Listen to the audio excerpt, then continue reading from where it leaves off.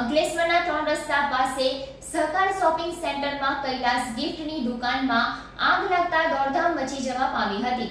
નગરપાલિકા ડીપીએમસીની ફાયર ફાઇટરોએ આગ ઉપર કાબુ મેળવ્યો હતો। આગની ઘટનામાં કોઈ જાનહાનિ થવા પામી ન હતી। જો કે દુકાનમાં મૂકેલ સામાન બળીને ખાખ થઈ જતા મોટું નુકસાન થવા પામ્યું હતું।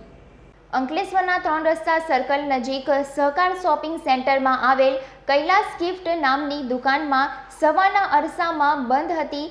દરમિયાન અચાનક આગ લાગતા દુકાનમાંથી ધુમાડા બહાર નીકળતા આસપાસના લોકોએ દુકાન માલિકને જાણ કરતા દુકાન માલિક દોડી આવ્યા હતા અને દુકાન ખોલતા આગ દુકાનમાં મૂકેલ સામાનમાં ફેલાઈ ગઈ હતી। આગ અંગેની જાણ નગરપાલિકાના ફાયર સ્ટેશનમાં કરતા 2 ફાયર બ્રિગેડ સાથે ફાઇટરો દોડી આવી આગ ઉપર કાબુ મેળવ્યો હતો। જો કે આગની ઘટનાના પગલે શહેર પોલીસનો કાફલો સ્થળ ઉપર આવી પહોંચ્યો હતો।